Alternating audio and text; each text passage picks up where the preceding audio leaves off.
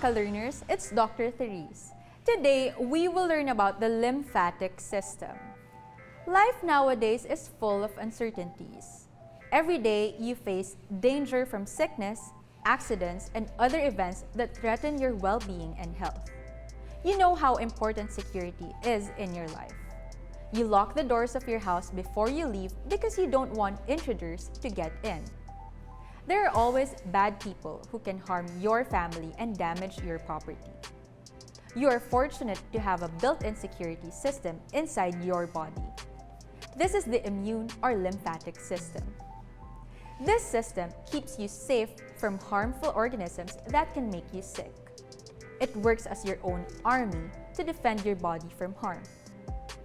But do you know what exactly makes up your lymphatic system and how it works? In this lesson, you will be introduced to the parts and functions of the lymphatic system.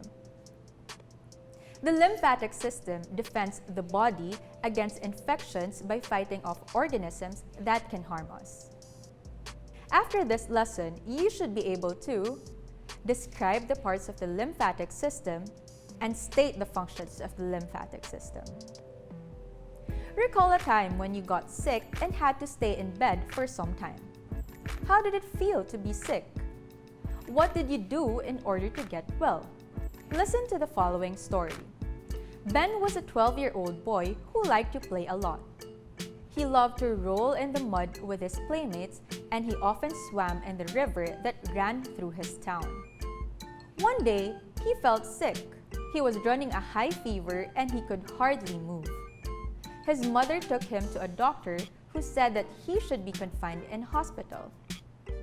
In the hospital, a doctor gave Ben some medicine to make him well.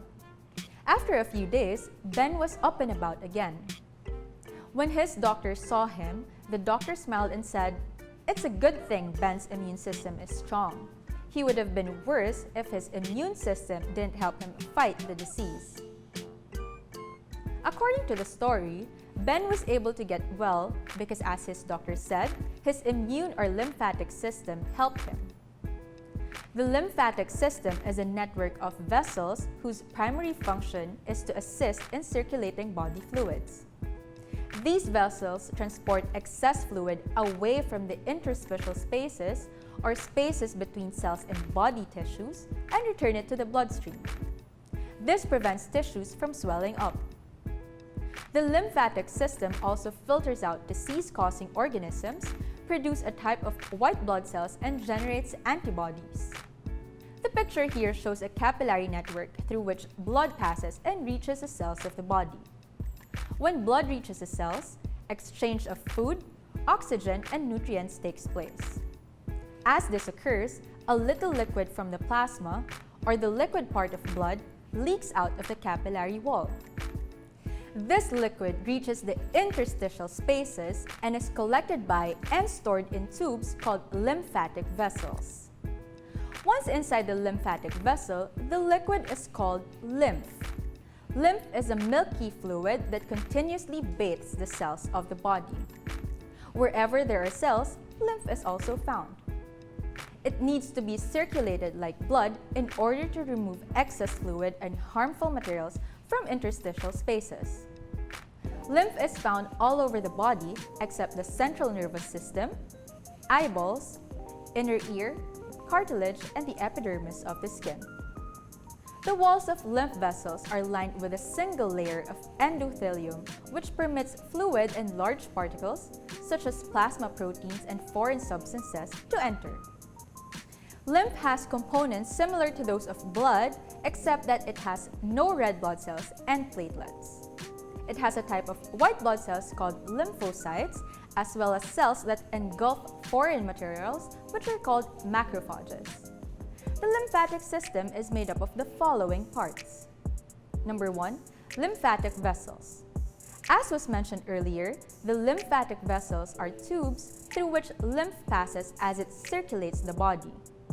They return the lymph to the blood through veins near the heart. There are two major lymphatic vessels. These are the thoracic duct and right lymph duct. All the lymph collected from the left side of the body, the digestive tract, and the right side of the lower part of the body flows into the thoracic duct. The thoracic duct then empties the lymph into the left subclavian vein, which then brings the lymph to the heart.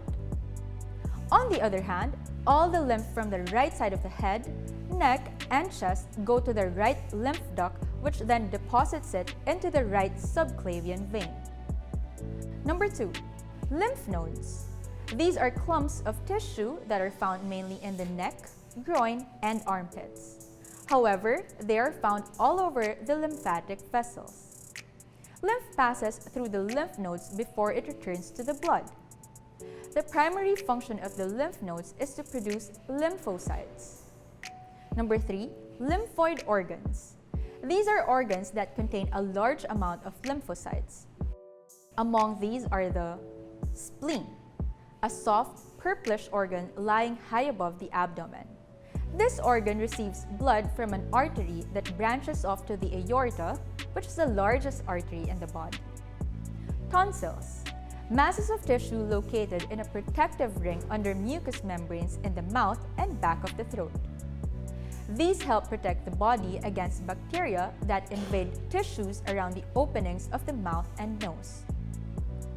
Thymus, a soft, flattened, pinkish-gray organ located in the upper chest under the breastbone. The thymus serves as a site for the development of lymphocytes in the fetus. Now, let us discuss the functions of the lymphatic system.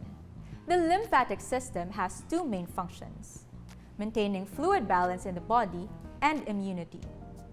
Maintaining fluid balance in the body is accomplished by the lymphatic vessels, which collect lymph from the interstitial spaces and return it to the blood.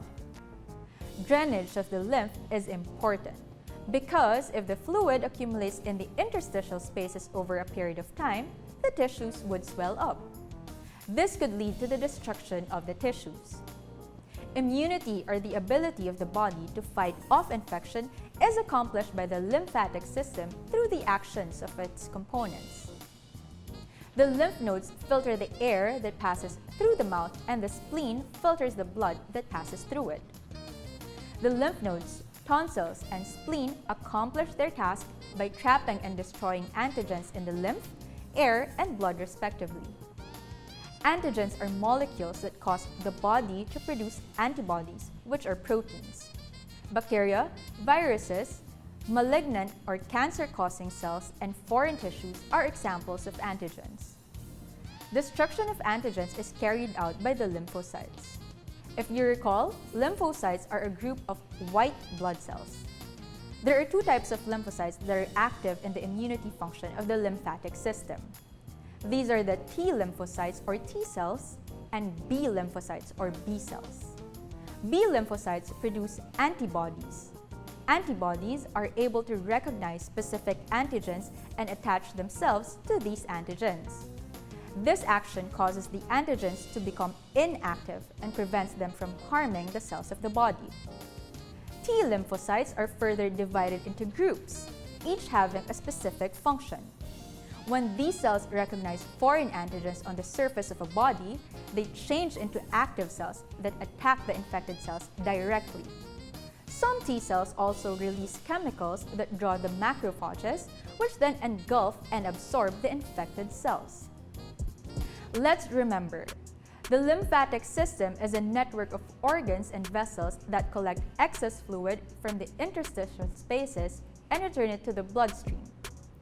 Its primary functions are maintenance of fluid balance in the body and immunity. Lymph is a milky fluid that continuously bathes the cells of the body and is circulated around the body in order to remove excess fluid and harmful materials from interstitial spaces.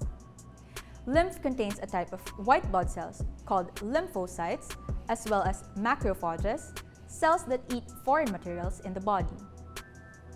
The lymphatic system is composed of lymphatic vessels, lymph nodes, and lymphoid organs such as the spleen, tonsils, and thymus. The lymph nodes and lymphoid organs play an important role in immunity. They contain lymphocytes that destroy antigens. The two types of lymphocytes that are active in maintaining the immunity of the body are the T lymphocytes or T cells and B lymphocytes or B cells. B lymphocytes produce antibodies that attach themselves to antigens, while T lymphocytes attack infected cells directly.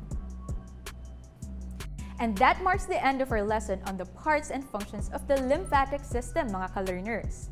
Stick around for our next lesson to know more about this system. See you!